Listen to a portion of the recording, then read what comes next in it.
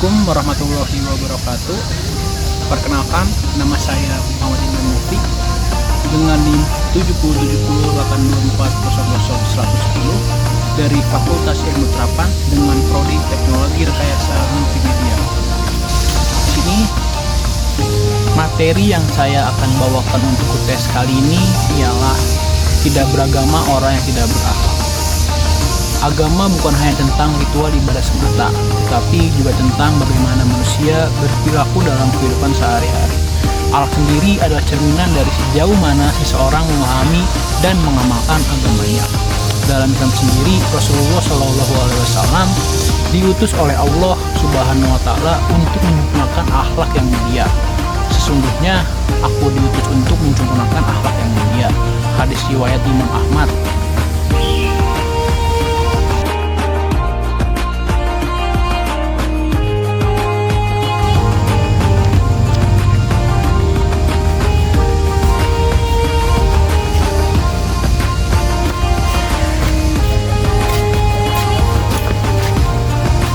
Agama dan akhlak sendiri tidak bisa kita pisahkan. Dalam Islam, ibadah dan akhlak itu berjalan beriringan. Agama tidak hanya mengatur hubungan manusia dengan Allah, atau bisa kita sebut hablu minallah, tapi juga mengatur sesama manusia, hablu minannas. Jika seseorang beribadah dengan baik, tapi akhlaknya buruk, maka agamanya belum sempurna. A'udzubillahi minasyaitonirrajim. Bismillahirrahmanirrahim. Laisa bira'an wujuhakum qiblat masyariqi wal maghrib, yang artinya bukanlah menghadapkan wajahmu ke arah timur dan barat itu suatu kebaikan. Surat Al-Baqarah ayat 170.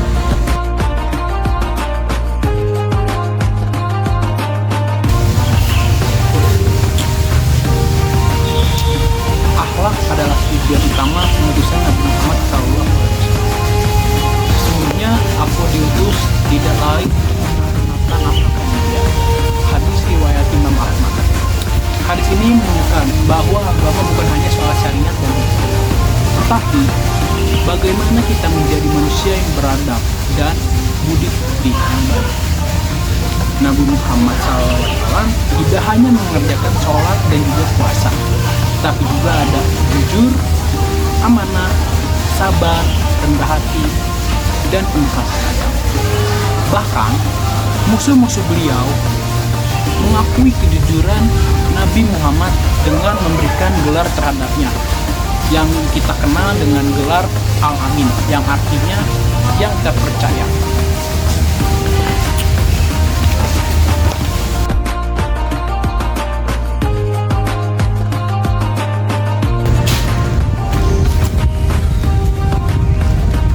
Ibadah yang benar akan melahirkan akhlak yang baik.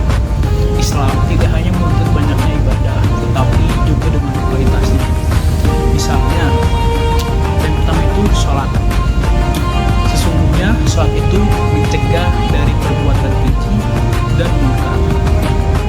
Surat Al-Ankabut ayat 45. Jika seseorang rajin sholat, tapi masih suka memfitnah, menghina, ataupun menyakiti orang lain, berarti sholatnya itu belum membentuk kepribadian yang baik. Nah, jadi mulai ke depannya, ketika kita sudah mulai ibadah rajin sholat, kita harus mulai mengurangi hal-hal perbuatan yang tidak baik. Selanjutnya yaitu ada puasa. Barang siapa tidak meninggalkan ucapan, dusta, dan perbuatan buruk, maka Allah tidak butuh dia meninggalkan makan dan minumnya. Hadis riwayat Bukhari. Nah teman-teman, jadi puasa itu bukan sekedar hanya menahan lapar, tapi juga melatih akhlak kita dan kendali diri untuk menahan hawa nafsu kita.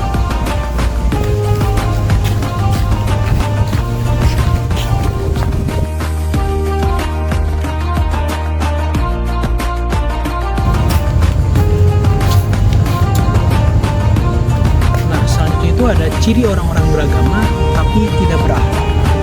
Yang pertama itu suka merasa dirinya itu paling benar. Yang kedua, suka menghakimi orang lain. Yang ketiga, kasar dalam bicara dan juga bersikap. Yang keempat, tidak jujur, suka mencela, sombong, dan juga suka menyakiti. Yang kelima, sering menebar permusuhan atas nama agama. Nah, hal-hal tersebut sangat berbahaya, teman-teman. Karena apa? Karena bisa merusak citra agama itu sendiri. Islam yang seharusnya damai dan rahmat malah dianggap keras karena akhlak buruk sebagainya dan sebagainya.